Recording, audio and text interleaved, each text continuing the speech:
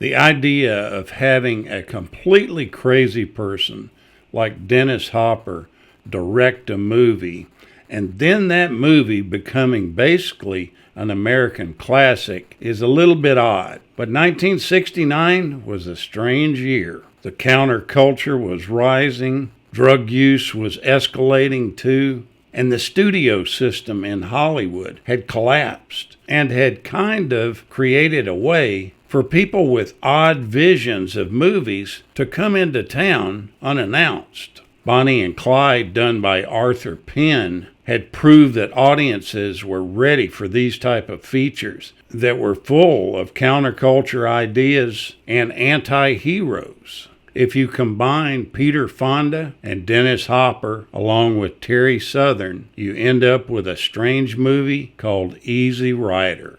Easy Rider's tagline was, "A man went looking for America and he couldn't find it anywhere." The movie was originally called Loners, and Dennis Hopper co-wrote and directed and starred in the Oscar-nominated biker flick about two men who rode their motorcycles from Los Angeles to New Orleans to Florida during the Vietnam War era 60s. Jack Nicholson also stars as a liquored-up attorney that they meet in a jail cell. Now, the film was shot for well under $1 million in 1969, but went on to gross about $60 million in total release. It's often been referred to as a definite counterculture blockbuster. I think if you took this film and set it in any other time period, it probably would not have done as good as it did during 1969. The atmosphere was just perfect for this type of film. And then there's the music. The music is just amazing. You got to realize that before Easy Rider, Hollywood was just basically churning out happy films that starred people like Doris Day. And when this came along, this really changed things. Everybody was used to films like Pillow Talk and The Glass Bottom Boat, Beach Blanket Bingo, stuff like that. And Easy Rider changed the concept of a Hollywood blockbuster.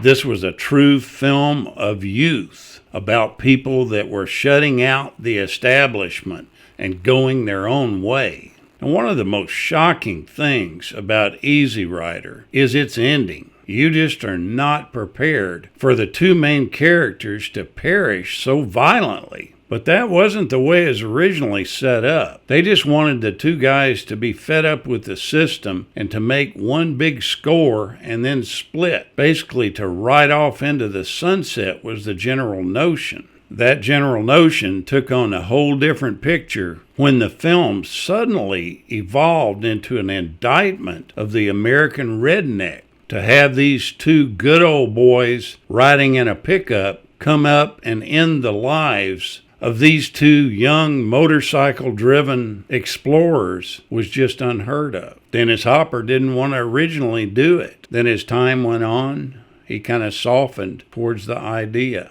And I think it does make the impact of the film much greater. Instead of them actually hiring a musician to compose the score for the film, Hopper and Fonda decided to use pre-recorded music from Bob Dylan, the band, Steppenwolf, and Jimi Hendrix. Dennis Hopper really wanted the movie to be kind of a time capsule of that period. And so when he was editing the film, he was listening to the radio, and he was listening to things like Born to Be Wild and The Pusher.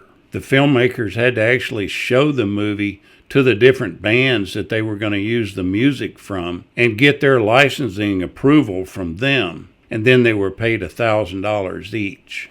There was a lot of fighting that went on the set during the filming of this movie. There were volatile tempers. There was a lot of drug use. Dennis Hopper kind of butted heads with everybody, including Terry Southern, who he says never wrote a thing in Easy Rider. He says that the only contribution that he gave to Easy Rider was the name Easy Rider. Peter Fonda didn't see it that way as far as Southern's contributions go.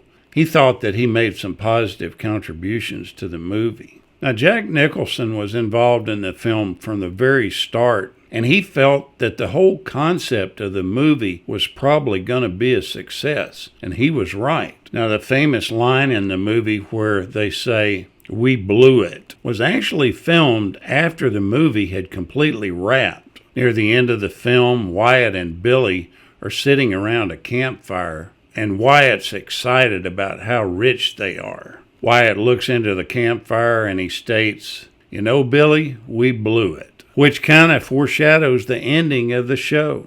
This all actually happened 2 weeks after they wrapped the filming of the movie. Then they realized that they didn't have the last campfire scene done. So they got together a crew and they went to the Santa Monica Mountains west of LA. They thought if they didn't light the scene up much, that you wouldn't be able to tell that it was not in Florida. Hopper and Fonda once again argued about the dialogue. Lots of people have asked them over the years what that line meant, "We blew it." And it was never truly answered. It was just an indictment of society in general. Henry Fonda, Peter's dad, saw the film and he just didn't understand it. He knew that his son had put all his eggs in one basket, and he was really worried about his career.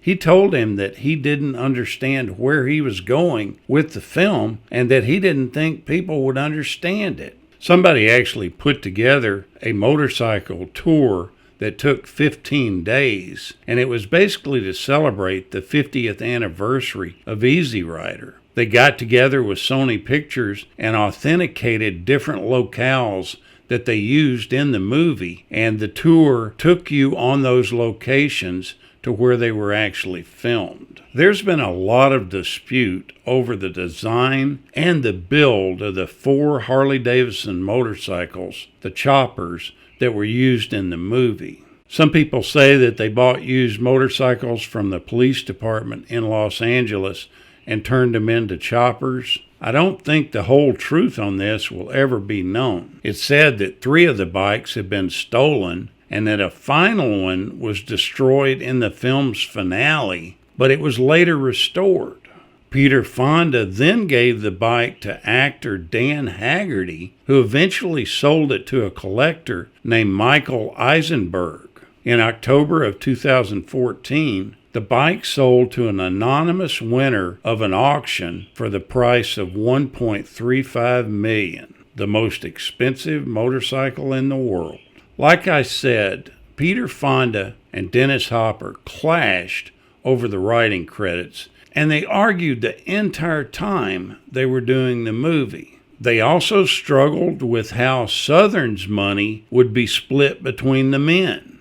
When Southern left the project, Fonda gave a percentage of Southern's money to the production company and Hopper's brother-in-law, Bill Hayward, who was an associate producer of the film. This made Dennis Hopper feel like Fonda was cheating him. Peter Fonda often stated many times that he thought that he treated Dennis Hopper fairly and with respect because of the genius of the work he did.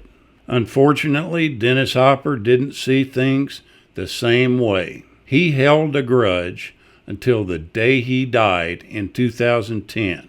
Peter Fonda knew that he was dying, and he tried desperately to see Dennis and to make amends with him. He was refused every time. When Dennis Hopper died, Peter Fonda rented a private jet and flew to the chapel to pay his respects to Dennis and his family. But he was not allowed in, and he couldn't be a part of it. This film is actually a plea for acceptance and peace from its counterculture subjects to the rest of the United States. It's actually not a pro-drugs movie, and when things are finally said and done, I'm not even sure it's a pro-motorcycle movie. The movie is basically a product of its time. It's a cynical indictment of the resentment between its cultures of that specific time. The movie Easy Rider is definitely an unconventional classic. Thank you so much for watching,